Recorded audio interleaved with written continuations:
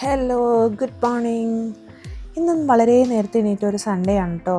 നല്ല മഴയൊക്കെ ഉണ്ട് പുറത്ത്. നമുക്ക് ഇന്നത്തെ വിശേഷങ്ങൾ കാണാവേ. രാവിലെ അലാം വെച്ച് നേരത്തെ എണീറ്റു. എന്തിനെത്ര നേരത്തെ എണീറ്റെന്ന് വെച്ചാൽ ഇന്ന് പോർച്ചുഗലിൻ്റെയും അർജൻറ്റീനയുടെയും കളിയുണ്ട്. ഇച്ചിരി നേരത്തെ എണീറ്റ് കളി കാണാൻ പുറത്തേക്ക് പോയിട്ടോ. ഞാൻ പതിയെ സൗണ്ടൊന്നും ഉണ്ടാക്കാതെ പിള്ളേരെ ഒന്നും എണീപ്പിക്കാതെ 5:30 കളി കാണാനിരുന്നു. ഞാനൊരു കട്ട റൊണാൾഡോ ഫാനാണ്. പക്ഷെ ഇന്നത്തെ കളി നല്ല ശോകമായിരുന്നു കേട്ടോ. ശോകമാണെങ്കിലും നല്ലതാണെങ്കിലും മെയിൻ ടീമുകളുടെ കളിയൊന്നും ഞാൻ മിസ് ചെയ്യാറില്ല കേട്ടോ. ഇന്നിപ്പോൾ സൺഡേ ആയതുകൊണ്ട് വേറെ പരിപാടികളൊന്നുമില്ല. എന്നാലും ഈ കളികളുടെ ഇടയ്ക്ക് രാവിലെ ബ്രേക്ക്ഫാസ്റ്റ് ഉണ്ടാക്കണം. ഇന്നത്തെ എൻ്റെ മെയിൻ ടാസ്ക് അതാണ്. കളിയുടെ ഇടയ്ക്ക് എണീറ്റ് പോകുന്നത് ഭയങ്കര തലവേദന കേട്ടോ. അതുകൊണ്ട് ഹൈഡ്രേഷൻ ബ്രേക്കിൻ്റെയും ഹാഫ് ടൈമിൻ്റെ ഒക്കെ ഇടയ്ക്കായിരുന്നു ഇന്ന് കുക്കിങ്. അതും പുട്ടും പയറും. കുക്കിങ് മാത്രമല്ല കേട്ടോ, എൻ്റെ രണ്ടെണ്ണത്തിനും രാവിലെ എണീപ്പിച്ച് രാവിലത്തെ പരിപാടിയൊക്കെ തീർത്ത് 9 മണിയാകുമ്പോൾ പള്ളിയിലെത്തണം. ഞായറാഴ്ചത്തെ കുർബാനയും കൂടണം. സെബാന് സൺഡേ ക്ലാസ്സും ഉണ്ട് കേട്ടോ. ഇത് രണ്ടും മിസ്സാക്കാനും പറ്റത്തില്ല. എന്തായാലും 9 മണിയാകുമ്പോഴത്തേക്കും മാച്ച് തീരും. പക്ഷെ അതിന് മുന്നേ നമ്മൾ ചെയ്യേണ്ട കാര്യങ്ങളൊക്കെ ചെയ്യണമല്ലോ. ഓരോ ബ്രേക്ക് വരുമ്പോഴും ഷടപടയുണ്ടായിരുന്നു എൻ്റെ പരിപാടികൾ. എല്ലാം ചെറിയ ചെറിയ ടൈമിൽ തീരുന്ന പരിപാടികൾ ഇന്ന് പിടിച്ചിട്ടുള്ളൂ. അത് വെച്ച് ഇന്ന് എല്ലാവരും അഡ്ജസ്റ്റ് ചെയ്യണം. ഇന്നത്തെ മെയിൻ മാച്ചാണ്. അത് കഴിഞ്ഞിട്ട് വേറെ പരിപാടിയുള്ളൂ. ഇന്നലെ ഞാൻ പറഞ്ഞിട്ടുണ്ടായിരുന്നു രാവിലെ എണീക്കുമ്പോഴുള്ള ബ്രേക്ക്ഫാസ്റ്റ് വളരെ ലൈറ്റ് ആയിരിക്കും, ഹെവി ആയിട്ട് വേണ്ടവർ പുറത്തുനിന്ന് കഴിച്ചോളണമെന്ന്. ഫസ്റ്റ് കളിയുടെ ബ്രേക്ക് ടൈമിൽ ഞാൻ എൻ്റെ ബ്രേക്ക്ഫാസ്റ്റിൻ്റെ പരിപാടി അങ്ങ് തീർത്ത് വെച്ചു കേട്ടോ. വളരെ ലൈറ്റായിട്ടുള്ളൊരു ബ്രേക്ക്ഫാസ്റ്റ്. അതും പയർ ഞാൻ ഇന്നലെ ഉണ്ടാക്കി വെച്ച്. അപ്പോൾ ഇതൊന്ന് ചൂടാക്കി എടുത്താൽ മതിയല്ലോ. അപ്പോഴേക്കും എൻ്റെ മൂത്ത ആൾ എണീറ്റ് കേട്ടോ. അവൻ എണീറ്റ് വന്നിട്ടുണ്ട്. ഒന്ന് ഹോർലിക്സ് കുടിക്കുന്ന പരിപാടിയുണ്ട്. അപ്പോൾ അത് ഞാൻ സെറ്റാക്കി വെച്ചിട്ടുണ്ടായിരുന്നു. പിന്നെ അവൻ്റെ മെയിൻ പരാതി അവനെ കളി കാണാനായിട്ട് വിളിച്ചെണീപ്പിക്കുന്നില്ല എന്നുള്ളതാണ്. രാത്രിയിൽ കളിയുള്ളപ്പോഴും സെയിം പരാതിയുണ്ട്. പക്ഷെ അവന് ക്ലാസ് ഉണ്ടാകും. UKG-കാരനല്ലേ, ചെറുതല്ലേ, ഉറക്കം കളയണ്ടെന്ന് വിചാരിക്കും. പക്ഷേ എണീറ്റ് കഴിഞ്ഞ് ഭയങ്കര കരച്ചിലായിരുന്നു. അവന് കളി കാണാൻ പറ്റിയില്ല, അവനെ വിളിച്ചില്ല. പിന്നെ അവനെ പല്ല് തേപ്പിച്ച് ഫുഡൊക്കെ കൊടുത്ത് അവനും ഞാനും കൂടി ഇരുന്ന് കളി കുറേ നേരം കണ്ടു കേട്ടോ. പിന്നെ അവനായിരുന്നു എൻ്റെ കമ്പനി. പിന്നെ എൻ്റെ മെയിൻ പണിയെന്ന് വെച്ചാൽ കമൻട്രി കേട്ടോ. ഇവൻ എല്ലാ കാര്യങ്ങളും പറഞ്ഞു കൊടുക്കണേ. ഇതെന്താന്ന് എപ്പോഴും ചോദിച്ചുകൊണ്ടിരിക്കുകയെ. അപ്പോഴേക്കും എൻ്റെ ചെറുതും കൂടെ എണീറ്റിട്ടോ. അവളും കാര്യമായിട്ട് TV-യിൽ നോക്കിയിരിക്കുന്നുണ്ട്. എന്തറിഞ്ഞിട്ടാണോ എന്തോ. ഞാനും സെബാനും കൂടെ പാലെടുക്കാൻ വേണ്ടി താഴേക്ക് വന്നേ. ചെറിയ മഴ പൊടിയുന്നുണ്ടേ. എനിക്ക് ഏറ്റവും ഇഷ്ടപ്പെട്ട ക്ലൈമറ്റ് ആട്ടോ ഇത്. ചെറുതായിട്ട് മഴ തുള്ളിക്കൊണ്ടിരിക്കുന്നത്. മഴ നനയാൻ കിട്ടിയ ഞാൻ അവനും പാഴാക്കിയില്ല കേട്ടോ. പാലൊക്കെ എടുത്ത് മേളിലേക്ക് കയറിയപ്പോൾ പത്രം എടുത്തോണ്ട് കേട്ടോ പോയത്. ഞാൻ പൊതുവേ പത്രം വായിക്കാറില്ല കേട്ടോ. ആ ശീലം എനിക്കില്ല. പക്ഷേ അർജൻറ്റീനയുടെ കളി തുടങ്ങാൻ ഇനിയും ടൈമുണ്ടേ. അതുകൊണ്ട് ആ ഗ്യാപ്പിൽ പത്രമൊക്കെ ഒന്ന് വായിച്ചു നോക്കി. ഇനി മെയിൻ ടാസ്ക് ഈ കളിയുടെ ഇടയ്ക്ക് നിങ്ങളെല്ലാം റെഡിയാക്കി പള്ളിയിൽ പോകാമെന്നുള്ളതാട്ടോ. എന്തായാലും അർജൻറ്റീനയുടെ കളി മൊത്തം കാണാൻ പറ്റത്തില്ല. 9 മണിക്ക് പള്ളിയിൽ കുർബാന തുടങ്ങും. ലാസ്റ്റ് മിസ്സാക്കി പോവേണ്ടി വരും. എന്നാലും കുഴപ്പമില്ല, പറ്റുന്നത്രയും കാണാമെന്ന് വിചാരിച്ച് TV ഓണാക്കി വെച്ചായിരുന്നു നമ്മുടെ ബ്രേക്ക്ഫാസ്റ്റും ബാക്കിയുള്ള പരിപാടികളും. അപ്പോൾ ഇനി പള്ളിയിൽ പോകാൻ ഒരുങ്ങാം. ഞായറാഴ്ച പള്ളിയിൽ പോകുമ്പോൾ സാരി കൊടുക്കാൻ എനിക്ക് നല്ല ഇഷ്ടമാണ് കേട്ടോ. പ്രത്യേകിച്ച് നല്ല തിരക്കുള്ള ദിവസങ്ങളിൽ. പള്ളിയിൽ പോകാനുള്ളതുകൊണ്ട് ഇച്ചായൻ കളി നിർത്തിച്ച് വന്നു കേട്ടോ. അപ്പോഴാണ് ഞാൻ പയ്യെ ഡിലേ ആക്കുന്ന കാര്യം മനസ്സിലായത്.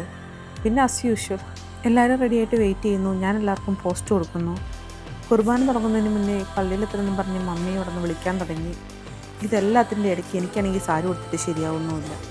പോകുന്നത് പള്ളിയിലേക്കാണെങ്കിലും സാരി കൊടുത്തു കഴിഞ്ഞാൽ ചെറിയൊരു മേക്കപ്പ് അത് മസ്റ്റാണ്. അതുകൊണ്ട് എന്തുണ്ടായി, മെസ്സി ഗോളടിച്ചത് ഞാൻ കണ്ടില്ല. ഇനി ഹൈലൈറ്റ്സ് കണ്ട് സമാധാനിക്കാം. നമ്മുടെ വീടിൻ്റെ തൊട്ടടുത്താണ് പള്ളി, 1 കിലോമീറ്റർ പോലും ഇല്ല. അതുകൊണ്ട് എന്താ, കുർബാന തുടങ്ങാറാകുമ്പോഴത്തേക്ക് നമ്മൾ ചെല്ലാറുള്ളൂ. ഇന്നിപ്പം നമ്മൾ മാത്രമല്ല, ഇടവേള പകുതി ആൾക്കാരും ലേറ്റായിട്ടേ പള്ളിയിൽ എത്തത്തുള്ളൂ. അർജൻറ്റീനയുടെ കളി കഴിയാതെ ആരും വീട്ടിൽ നിന്ന് ഇറങ്ങുമെന്ന് എനിക്ക് തോന്നുന്നില്ല. അതാണ് എൻ്റെ ഒരു വിശ്വാസം. പിള്ളേരാരും വരാത്തതുകൊണ്ട് അച്ഛൻ ലേറ്റായിട്ട് കുർബാന തുടങ്ങണം. അങ്ങനെയാണെങ്കിൽ നമുക്ക് മുഴുവൻ കുർബാന കാണാമല്ലോ. എന്നാൽ നമുക്ക് വയ്യ ഇറങ്ങിയാലോ പള്ളിയിലോട്ട്. ഇപ്പോൾ ഒരച്ചായത്തി കൊച്ചായി ബാ പോയേക്കാം. വിചാരിച്ച പോലെ തന്നെ പള്ളിയിൽ കുർബാന തുടങ്ങിയിട്ടില്ല കേട്ടോ. അച്ഛന് മനസ്സിലായി കാണാം ഇന്ന് എല്ലാവരും താമസിച്ചേ വരുള്ളൂ എന്ന്. അതുകൊണ്ട് എന്താ, നമുക്ക് മുഴുവൻ കുർബാന കാണാൻ പറ്റി. കുർബാന തുടങ്ങുന്നതിന് മുന്നേ നമ്മൾ പള്ളിയിലെത്തിയേ.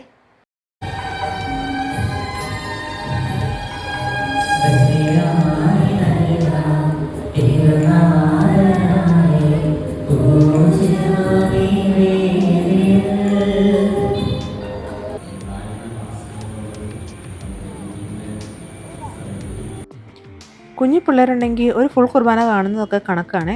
കുറച്ച് നേരം പള്ളിക്ക് പുറത്തായിരിക്കും, പിന്നെ കുറച്ച് നേരം അകത്തായിരിക്കും, പിന്നെ പിള്ളേർ ഓടുന്നതിൻ്റെ പുറകെ ആയിരിക്കും. കുർബാന കഴിഞ്ഞ് സെബാന പയ്യെ കാറ്റീസം ക്ലാസ്സിലേക്ക് ആക്കിയിട്ട് നമുക്ക് കുറച്ച് പരിപാടി ഉണ്ട് കേട്ടോ. അവനോട് ബൈബിൾ ക്ലാസ്സിലാണ് UKG പിള്ളേരുടെ. അവർക്ക് പഠിക്കാനൊന്നുമില്ല കേട്ടോ. കുറേ നേരം ക്രയോൺസ് കൊണ്ട് വരയ്ക്കും, എന്തെങ്കിലുമൊക്കെ എഴുതും, പിന്നെ ഓടിക്കളിക്കും. പള്ളിയുടെ അടുത്ത് തന്നെ ചെറിയൊരു ഗ്രോസറി ഷോപ്പുണ്ട്. സൺഡേ കുർബാന കഴിഞ്ഞിട്ടുണ്ടെങ്കിൽ അവിടെ ഒന്ന് പോയി കുറച്ച് സാധനങ്ങളൊക്കെ വാങ്ങാൻ എനിക്കൊരു പതിവാട്ടോ. അപ്പോൾ അവനെ കാറ്റീസം ക്ലാസ്സിലാക്കിയിട്ട് ഞാൻ നേരെ അങ്ങോട്ടാണ് പോയത്. ഭീകര ഷോപ്പിംഗ് ഒന്നും അല്ലെങ്കിലും ഒരാഴ്ചത്തേക്കുള്ള അത്യാവശ്യ സാധനങ്ങളൊക്കെ ഞാൻ അവിടെ നിന്ന് തന്നെയാട്ടോ വാങ്ങുന്നത്. ബാക്കി നമ്മുടെ സ്വന്തം ഇൻസ്റ്റാൾമെൻറ്റ്. അല്ലാണ്ട് ഷോപ്പിൽ പോകുന്നത് നല്ല മടിയാണേ. എൻ്റെ ഒട്ടുമിക്ക സൺഡേസ് ഇങ്ങനെയാണ്. കുർബാന കഴിഞ്ഞിട്ടുണ്ടെങ്കിൽ ഇവിടെ വന്ന് കുറച്ചധികം സാധനങ്ങൾ വാങ്ങും. ഇങ്ങനെയല്ലാതെ ഗ്രോസറി ഷോപ്പിംഗ് എന്ന് പറഞ്ഞ് പുറത്തിറങ്ങുന്നത് എനിക്ക് ഇഷ്ടമേ അല്ല. അതൊരു ചടങ്ങ് പിടിച്ച പരിപാടിയാണ്. എന്തെങ്കിലും 1-2 സാധനങ്ങൾ കിട്ടില്ല, പിന്നെ അതിന് വേണ്ടിയിട്ട് പിന്നെയും പോകണം. ഇതാകുമ്പോൾ എല്ലാ സൺഡേയിലും ഒന്ന് ഫില്ല് ചെയ്തേക്കും. പിന്നെ അത്യാവശ്യമുള്ള സാധനങ്ങൾ നമുക്ക് ഇൻസ്റ്റമാർട്ടിൽ നിന്ന് വാങ്ങാമല്ലോ. ഇനി ഇന്നത്തെ പരിപാടി എന്ന് വെച്ചാൽ നമ്മുടെ പള്ളിയിൽ നേത്ര പരിശോധന ക്യാമ്പ് നടക്കുന്നുണ്ട്. അപ്പോൾ മമ്മിയുണ്ട്, മമ്മിയുടെ കണ്ണൊന്ന് കാണിച്ചേക്കാം, കൂടെ എനിക്കൊന്ന് കാണിക്കണം. കണ്ണിന് എന്തോ ഒരു പ്രശ്നമുണ്ടോ എന്നൊരു ഡൗട്ട്. അങ്ങനെ ഞാനും മമ്മിയും കൂടെ താഴത്തേക്ക് പോയി. താഴെ പാരിഷ് ഹാളിലാട്ടോ ഇതിൻ്റെ പരിപാടികൾ നടക്കുന്നത്. ലോട്ടസ് ഹൈ ഹോസ്പിറ്റലും നമ്മുടെ പള്ളിയും കൂടെ ചേർന്ന് നടത്തുന്ന ഒരു സൗജന്യ നേത്ര പരിശോധന ക്യാമ്പാണേ. ഞാൻ വിചാരിച്ചു അപ്പച്ചന്മാരും അമ്മച്ചന്മാരും മാത്രമേ ഉള്ളൂ, അവരുടെ ഇടയ്ക്ക് ഞാനെങ്ങനെ ചെന്ന് കണ്ണ് ടെസ്റ്റ് ചെയ്യണമെന്ന്.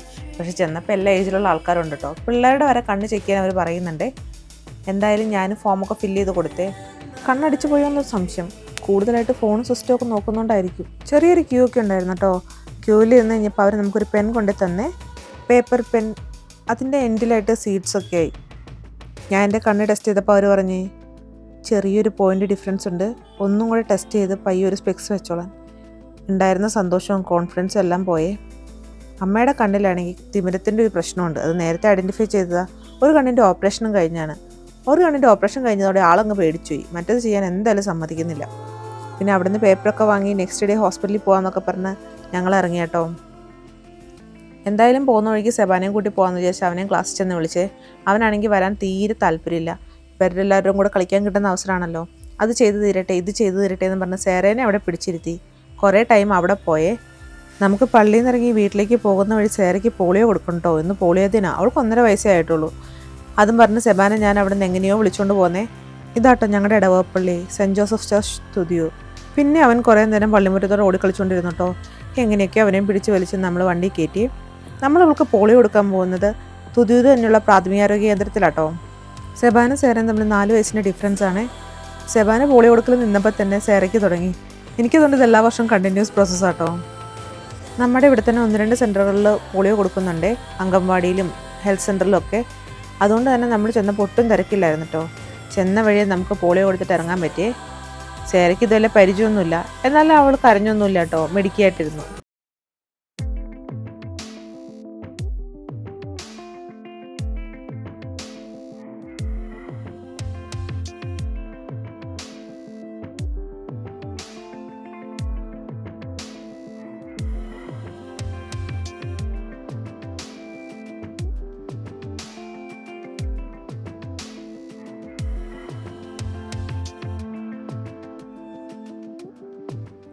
പോളിയോ ഒക്കെ എടുത്ത് ഞങ്ങൾ നേരെ വീട്ടിലേക്കാട്ടോ. വീട്ടിൽ ചെന്ന് ഉച്ചയ്ക്ക് ഫുഡൊക്കെ കഴിച്ച് ചെറുതായിട്ടൊന്ന് ഉറങ്ങണം. ഉറക്കം കഴിഞ്ഞ് എണീറ്റ് ഞങ്ങൾക്കൊരു പ്ലാനുണ്ട്. ഇവനിങ്ങനെ മീൻ പിടിക്കുന്നത് കാണാൻ പോകണം. ഇവിടെ തുതിയൂർ നല്ല കുറച്ച് സ്പോട്ടുകളുണ്ട് കേട്ടോ. നല്ല കായലും പച്ചപ്പൊക്കെ ആയിട്ട്. അവിടെ മിക്കപ്പോഴും മീൻ പിടുത്തമുണ്ടേ, മഴക്കാലത്ത് പ്രത്യേകിച്ച്. അവിടെ പോയി നിന്നാൽ നമുക്ക് Kakkanad to Vyttila water metro സർവീസൊക്കെ കാണാം കേട്ടോ. പിന്നെ ഇങ്ങനെ നല്ലപോലെ വല വീശി മീൻ പിടിക്കുന്നതും കാണാവേ.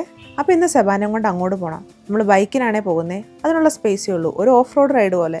ചെറുതായിട്ട് മഴ പൊടിയുന്നൊരു ക്ലൈമറ്റ് ആട്ടോ. അപ്പം ഞങ്ങൾ 3 മഴക്കോട്ടൊക്കെ ഇട്ട് ബൈക്കും എടുത്ത് ഇങ്ങ് പോന്നേ. നമ്മുടെ വീട്ടിൽ നിന്ന് ഒരു 5 മിനിറ്റേ ഉള്ളൂ കേട്ടോ.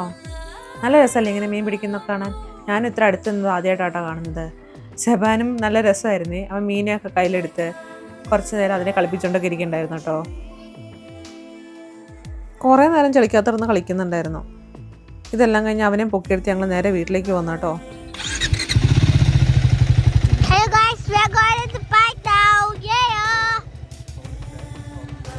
അങ്ങോട്ടേക്കുള്ള വഴിക്ക് നല്ല വീതി കുറവാട്ടോ. ഒരു 2 വീലർ പോകുന്ന സ്പേസേ ഉള്ളേ. അതുകൊണ്ട് തിരിച്ചു വന്നു കഴിഞ്ഞപ്പം സെബൻ ഓഫ് റോഡിംഗ് എന്ന് പറഞ്ഞുകൊണ്ട് ഫുള്ള് വൈബിങ് ആയിരുന്നു കേട്ടോ. അവിടുന്ന് കുറച്ച് മീനും വാങ്ങിയാണ് നമ്മൾ പോകുന്നത്. അപ്പോൾ ഇന്ന് നൈറ്റ് മീൻകറി ആട്ടോ സ്പെഷ്യല്. ഇന്ന് നൈറ്റ് ഞങ്ങളൊരു മൂവി ബുക്ക് ചെയ്തിട്ടുണ്ട്. ഞാനും ഉച്ചയും സേറയാട്ടോ നൈറ്റ് മൂവിക്ക് പോവാറ്. മമ്മി പൊതുവെ നൈറ്റുള്ള മൂവിക്ക് വരാറില്ല കേട്ടോ. അപ്പോൾ സെബാനെ മമ്മിയുടെ കൂടെ ആക്കിയിട്ടോ ഞങ്ങൾ പോകുന്നത്. സേറേനെ കൂടെ എടുക്കും. ബാലൻ മൂവി കാണാനാട്ടോ നമ്മൾ പോകുന്നത്. നമുക്കിവിടെ ഏറ്റവും അടുത്ത് തൃപ്പൂണിത്തുറ സെൻട്രൽ ടാക്കീസ് ആണ്. നല്ല നൈസ് മൂവി ആയിരുന്നു. അങ്ങനെ ഹാപ്പി ആയിട്ട് ഞങ്ങളുടെ ഒരു സൺഡേ കൂടി കഴിഞ്ഞു.